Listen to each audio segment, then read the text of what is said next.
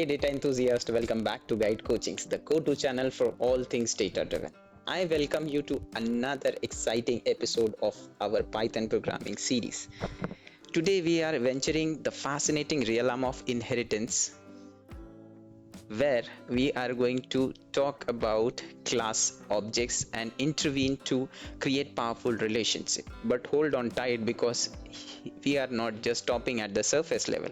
Oh no, we are diving deep into the nuance of single level inheritance, multi-level inheritance, and multiple level of inheritance, unraveling their mysteries and uncovering their importance in Python development. Through captivating real world examples, we'll show you how these inheritance mechanisms are not just abstract concepts but tangible tools that will streamline coding organizational into the organization and enhance scalability. So grab your coding hat and buckle up, because here this is going to be an exhilarating ride into the heart of Python's inheritance hierarchy. In case you have not subscribed, please do subscribe us. By subscribing, you are not just keeping up with the latest insights, you are joining a family passionate about leveraging data for success. And hit that bell icon so that you get notified whenever we post a new video.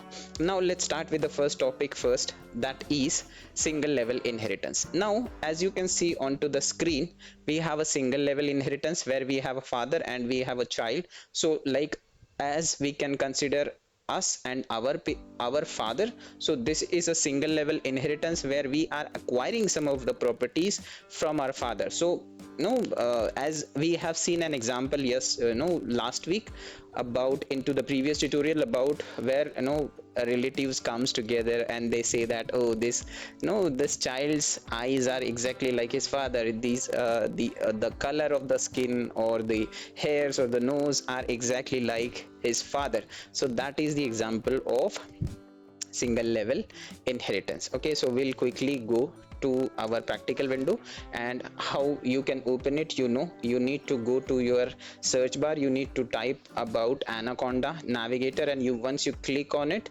you will be redirected over here, and you need to go to your Jupyter notebook and you need to click on the launch. Once you click on the launch, this is how it will open. Okay, from here you will click on the new notebook and you will click on the notebook, and this is how the notebook will open. Okay, and you can write it over here. So now what we will do, we will be creating a simple class. Okay, so I'll call this class as class father. Okay, this is going to be the simplest example, father.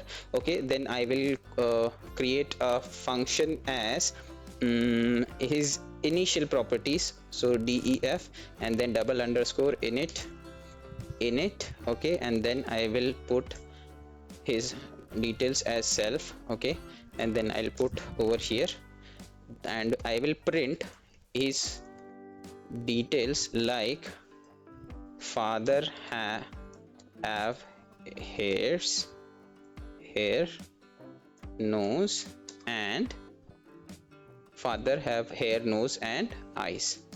Okay, that is how I will write it. I'll close it, and then I will create a new class. That's it, the parent class is defined. Now I'll create a child class, and I will write child, and then I will call the father as father. Okay, now this will take the reference, and now I will define def, and then I will put init. Okay, then I'll give insert, and then I'll write self, and then I'll complete this.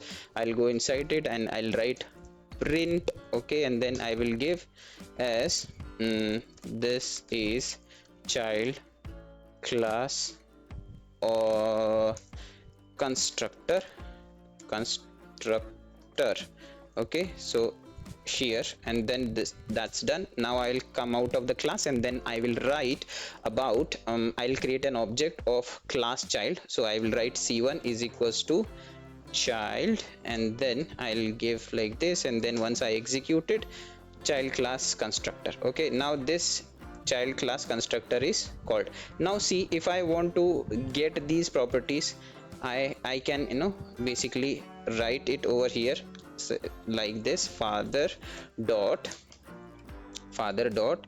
double underscore init, and then double underscore, and then I'll write self, and that's done. And once I execute it, now father method is also called. Now this is our single level inheritance. If I change it a little bit, if I define it as basic properties, okay, this is how I have defined a class, I have defined a method basic properties, okay. And now if I have not written anything over here, if I execute it, by default it is calling the constructor of the parent of the child class, okay. Now if I want to access the property, see, this function is defined inside the father class. This function is not available in the child class, if you see. And this object belongs to which? It belongs to the child class, okay. So if I write c1 dot, and if I hit enter, if I hit tab over here, you can see the option which is giving me over here is from the base class, that is from the father class. So if I click OK, and if I write it like this, I will be able to get father have hair, nose and eyes. This is the class, this is the function which is defined inside the parent class. This function is not present inside the child class, but still child is able to access the properties of his father. This is the single level inheritance. One class is deriving properties from its parent class. That is the single level inheritance. Now we'll go back to our example, okay. We have seen this, how the child can access the properties of a parent, okay. So here we have defined a base class, father class, and then basic properties. Now we will move on to the next level, that is multiple level inheritance, where you have a father and your father also have his own father, okay. So basically it's a multiple inheritance, where this gentleman over here with the stick is giving some of the properties to his son, and this young man over here is giving some of the properties to this child. So this is how the hierarchy will be. So we will create this example over here. We'll write multi-level inheritance, okay. And then I will be creating a class as grandfather, okay. I'll write grandfather, and then I'll write it over here like this, and then I will give him imagine your grandfather has a big house, okay. So I will say def real estate, okay, and then I'll close it. I'll call a self function which is mandatory, then I'll put semicolon over here, and then I'll hit enter. Once I hit enter, I'll say print, and then I'll say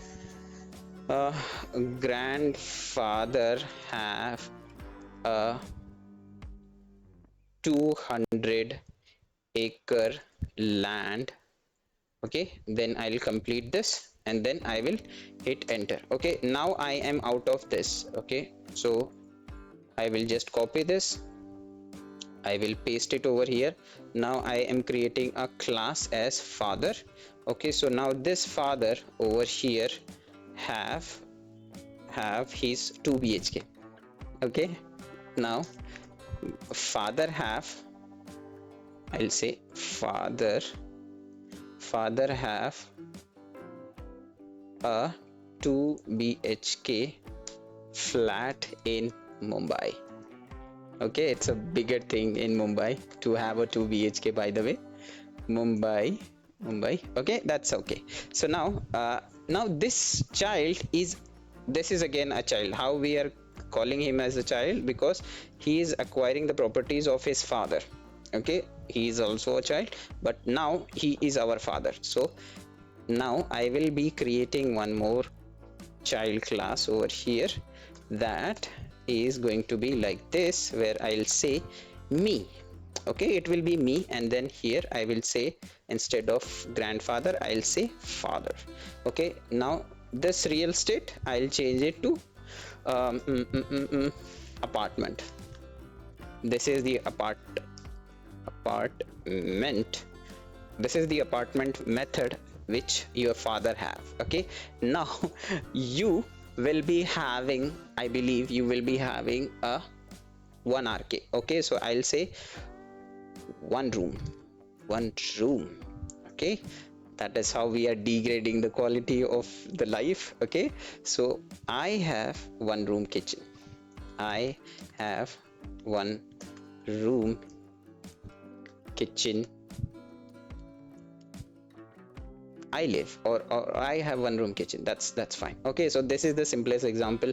Now you see how I have interlinked with this grandfather does not have any superclass. Ultimately, we all have a superclass. We call it as object, but we don't define it. Like, we have in mathematics, we say one. We are not saying plus one, because plus is already hidden inside it. So the same logic is applied over here, that whenever we are not defining any class, the superclass of it, so the superclass will be object always of all the classes whichever you will create ever. Okay, now here I have created object of, now I am creating an object of m1 of my me class. Okay, now I'll write me and then I'll write like this, and then if I execute, nothing is going to happen because I'm not doing anything, and there's no initialization I'm doing. I'm not calling a constructor. Now if I write m1 dot, and now see, if I put click on the if I put point, if I put full stop, and then I'll hit enter, oh sorry, I click on the tab, three methods I'm able to see. Which are they? If you see, apartment, so apartment is my first, like, is my apartment. One room, one room is my method. Apartment is my father's method, and then real estate is of my grandfather. So if I call real estate and if I execute, grandfather have 200-acre land. Now if I change this to apartment, so apartment, and then I'll say tab, and then I'll click on the enter apartment and then hit enter, and then father have a 2 BHK. That is how I am accessing my father's properties over here, because I have inherited that. Okay, and then I will click okay here, and then I'll say one room. So this is my property. Okay, so I can access my property, my father's property, and my grandfather's property, because I have inherited that. That is the inheritance level of inheritance I have done, and this is how you will be doing multi-level inheritance. So this is the first level, this is the second level, and this is the third level. Simple, very simple. Okay, now moving on to our next combination. This is the first combination, second combination we have done so far, and the third combination for today is you are going to, so let's see about over here itself. So what we have done over here, we have grandparents, we have our parents, and then we are here in the hierarchy, the third level. So class 1 have variables and functions, so we can basically access the variables and the functions, but those are the private things, we cannot do that. So we'll see the accessibility later, but as of now, just imagine we have variables and functions if defined in the classes, in the parent in the grandparent class, we are able to access that. If it is defined into your base class, that is your father and mother class, you can also access that. If it is defined inside your own genes, that also you can do. Now we are going to see the third and the last combination, that is multiple inheritance, where you have father and a mother, and they you are acquiring both of the properties from both of them. Okay, so let's assume your father have a very good teeth and your mother have a very good hairs, so you are acquiring good teeth from your father and good hairs from your mother, and you are a good package, good looking package. Okay, so we'll see the example quickly. I'll say over here as multiple inherit what happened inheritance. Okay, just bear with the spelling. Okay, so now here I'll say class as father, and then I'll say as over here I'll say DAF, and then good hair here. Okay, that is how I'll say, and then I'll say self, and then I'll hit enter, and then I'll print father's hairs, father's hairs genes are adopted, something like this. Okay, and then I will create a mother. Okay, so I'll just delete this. I'm just copying it. Okay, I'm not writing it again and again. Good hair, good, no, father have good teeth. Okay, teeth. So I'll say father have good teeth. Sorry, just copy this. I'll paste it over here. I'll paste it, enter, paste it over here. Okay, father's teeth genes are adopted, mother's hairs genes are adopted. Now fine, now I'll create one more class. Okay, so I'll say again save. See, there is a very slight difference. If you practice, only then you will be able to identify. If you sit and relax and just watch this video, believe me, nothing is going to change, because this is a derivation from mathematics, where you need to, once you understand the concept, you need to practice it. It is same like riding a bike. You know, like there is a clutch, there is a gear, there is a accelerator, but it looks so simple, but when you sit on a bike and you try to manage all things together, it becomes sort of tricky and difficult for you. So at first you need to try it. Okay, once you know about it, you need to practice it, and once you practice it, these things will get into your muscle memory, we call it. So it will create a muscle memory and you will never forget it if you practice it. Okay, so remember, you need to do practice. Okay, so here I will create a child class. So these mother and father have one child only. So what I'll do, I'll just call these two angels over here. They are my angels because they have given me the life. So I believe that they are the source of my my happiness. Okay, so this is the father and mother. I have acquired these things, and now they will say I will say I have good memory.